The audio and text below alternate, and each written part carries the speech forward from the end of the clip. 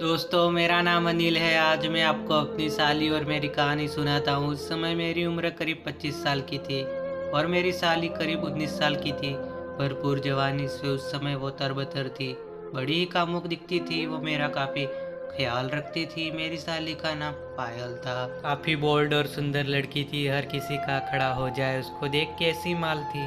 पायल का फिगर बहुत बढ़िया था। उसकी पतली कमर, जांघें बहुत सुंदर थी।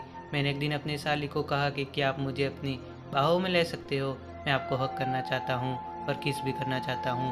वो बोली, क्यों, वाइफ नहीं है? मेरी दीदी तो बड़ी सुंदर है, क्या मेरे में और दीदी में क्या फ़र्क है? मैंने कहा, आप ज़्यादा सुंदर लगती हो।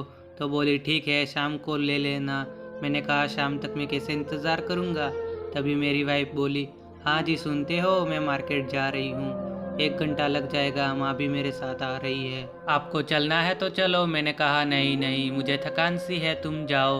मैंने पायल को कहा, क्या आप चाय पिला सकती हो? मेरी साली बोली, अभी लाती हूँ। करीब 5 मिनट बाद मेरी साली चाय लेके आ गई। जब वो आई तो मुस्कुरा रही थी। मैंने कहा, क्या मुस्कुराहट है आपकी? साली बोली, फ्लर्ट करना बंद करो। और हम दोनों चाय पीने लगे। मैंने कहा, मैं पिलाऊँ आपको चाय? बोली, ठीक है, आज हम पी लेते हैं अपने प्यारे जीजू से। मैंने एक घूंट चाय ली और मैंने बोला, इधर आओ। वो नज़दीक आई। मैंने उनके होठ पे अपना होठ रखा और चाय धीरे धीरे उनके मुंह में डाल दिया। फिर वो एक घूंट ली और धीरे धीरे मेरे मुंह में डाल दी। दोनों ने इस तरह 5 मिनट में चाय खत्म की। फिर मैंने अपनी साली को बाहों में जकड़ लिया और किस करने लगा। उसके गुलाबी होठ काफ़ी लाल लाल हो गए थे। उसकी आंखें नशीली हो चुकी थी। मैंने साली के संदरों को पकड़ा। वो सिसकारियाँ भरने लगी। बोली, छोड़ो ना प्लीज़, कोई आ जाएगा। मैंने कहा, कोई नहीं आएगा, सब 1 घंटे बाद ही आएंगे। और साली मेरे गोद में बैठ गई, मेरा पप्पू उनके पीछे। मैंने डाल दिया और मेरी साली दर्द के मारे चिल्लाने लगी, क्योंकि उसका पूरा माल अभी टाइट था और उसने मुझे कस के जकड़ लिया। वो एक और किस करने लगी। मैंने उसकी टी शर्ट को ऊपर से निकाल दिया और अंदर ब्रा पहनी थी। मैंने ब्रा के ऊपर से ही चूचियों को दबाने लगा।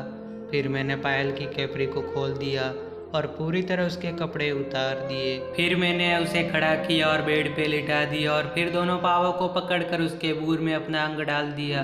उसकी चिड़िया टाइट थी। मैंने ज़ोर से झटका मारा। साली ज़ोर ज़ोर से आह आह की आवाज़ें करने लगी। काफ़ी देर झड़ने के बाद उसकी चिड़िया से खून भी निकल रहा था। फिर हम दोनों झड़ गए और एक दूसरे को किस करने लगे। और फिर वो खड़ी होकर बाथरूम चली गई और मैंने भी अपने कपड़े पहन लिए। उसके बाद मेरी पत्नी के बाज़ार से आने के पहले मैं ऑफिस चला गया। यह कहानी सिर्फ आपके मनोरंजन के लिए है।